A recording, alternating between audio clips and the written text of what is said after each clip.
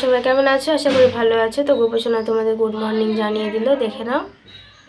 প্রত্যেক দিনের মতো আজকেও বসে বসে টুকটুক করে বিস্কিট খাচ্ছে। এই যে দেখো, আর এই যে মা কলা নিয়ে এসেছে আজকে যেহেতু বৃহস্পতিবার, আর এর মধ্যে আছে ফুল। তো চলো দেখে নাও। আর আমার কিন্তু সব কাজ কমপ্লিট, শুধু স্নানটা বাকি আছে।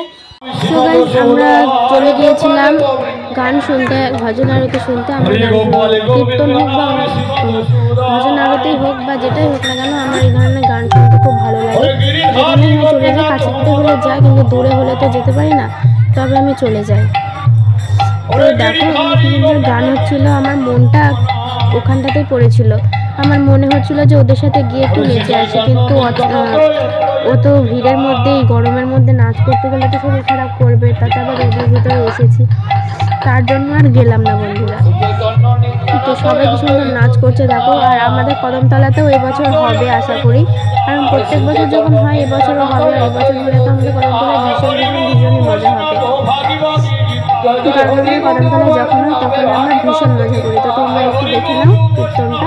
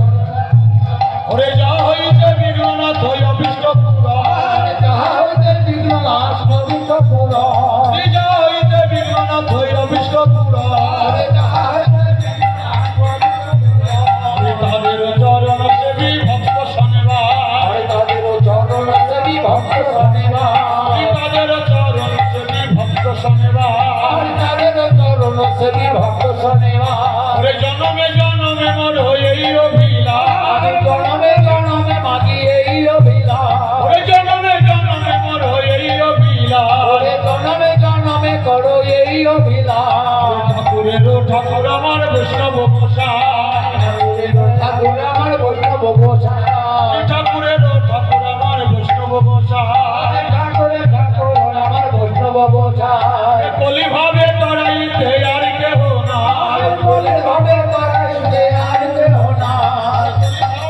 বন্ধুরা গান শেষ। এবার দেখো সবাই খিচুড়ি খেতে বসে পড়েছে।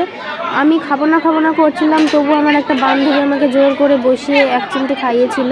চিমটি না, মানে আমি একটুখানি খেয়েছিলাম, যেহেতু ঠাকুর, তার জন্য প্রসাদ তো খেতেই হবে। তো বন্ধুরা মার সাথে একটু সকালবেলা গল্প করছিলাম। এই যে দেখো, মা ফোন করছিল অনেক গ্রামের মেম্বারকে, কারণ দাদুই বলতে পারবে যে মিঠুন চক্রবর্তী এখানে কটার সময় আসবে, নয়তো আমাদের তাড়াতাড়ি এবার কাজ টাজ করে যেতে হবে, তখন আবার ধরো দেখতে পাবো না, তাহলে ব্যাপারটা খারাপ হয়ে যাবে। তার জন্য এই যে দেখো মা ফোন করছে, অল্প অল্প মনে আছে। তো মাকে বলছিলাম যে মিঠুন চক্রবর্তী আসবে, তুমি দেখতে যাবে? মা বলছে হ্যাঁ যাবো। মিঠুন চক্রবর্তীকে মা আগেও দেখেছে অনেকবার। তো এখানে বুনুর মজা দেখো, ও যেহেতু নাক ফুটিয়েছে, ওকে মা বলছে যে তোকে 5 ফোড়ন গরম করে সেই গরম তেলটা নাকে দিয়ে দিন, নাকটা তাড়াতাড়ি শুকিয়ে যাবে, ভালো হয়ে যাবে। ও দেবে না, ও দেবে বোরোলিন গরম করে। তো বোরোলিন গরম করে কতদিন দেবে? বোরোলিনে তো অনেক আস্তে আস্তে নাক ভালো হয়। আমিও তো 2টো কান ফুটিয়েছি, নাক ফুটিয়েছি, আমার তো তেল গরম করে দিয়েই ভালো হয়েছে। তো কিছুতেই দেবে না। আর ওর নাকেরটা তো, মানে ওটা কিন্তু নাকের না, অ্যাকচুয়ালি ওটা আমার নথ ছিল, নোলক যাকে বলে। তো আমার নাচের ক্ষেত্রে অনেক সময় নোলক লাগতো, আবার আমি শুটিংয়ের ক্ষেত্রেও মাঝে মধ্যে অনেকবার পড়ি। তো ও মা বললো যে এখন আর নাকের গড়াবো না, একটা আছে, নোলকটা ভেঙেই মুখ সাজ করে ওর নাকে আপাতত দিক, তারপরে আবার একটা নোলক বানাবো। তো যাই হোক, ওটা মুখ সাজ করে এনেছে, আর ওর নাকের সাথে নোলকটা একবারে এঁটে গেছে। তাই মানে যদি ওটা না ঘোরায় নাকটা, মানে নাকেরটা, তাহলে ওর নাকের ভেতরে নাকেরটা আটকে জাম্প হয়ে যাবে। তো ও ব্যথার জ্বালায় ভয় পাচ্ছে, ও কিছুতেই ঘোরাবে না নাকেরটা। এবার নাকেরটা না ঘোরালে তো নাকটা জাম্প হয়ে যাবে। বলো। তো আজকে 8টার সময় প্রাইভেট ছুটি হয়ে গেছে। তো রাধে রাধে তোমাদের সবাইকে গুড মর্নিং। তখন আমি কাজ টাজ করে নিই, বিছানা সবই কমপ্লিট। এবার ঘর মুছে স্নান করবো। আজকে আবার আমাদের এখানে মিঠুন চক্রবর্তী আসছে, যেখানে দেখতে যেতে হবে। তো তোমরা সঙ্গে থাকো, দেখতে থাকো। তো হয়ে গাইজ, আজকের ভিডিওটা এখানে শেষ করছি। যদি তোমাদের ভালো লেগে থাকে অবশ্যই লাইক, কমেন্ট এবং সাবস্ক্রাইব করে সঙ্গে থেকো। তো দেখা হচ্ছে পরের ভিডিওতে। তো বাই।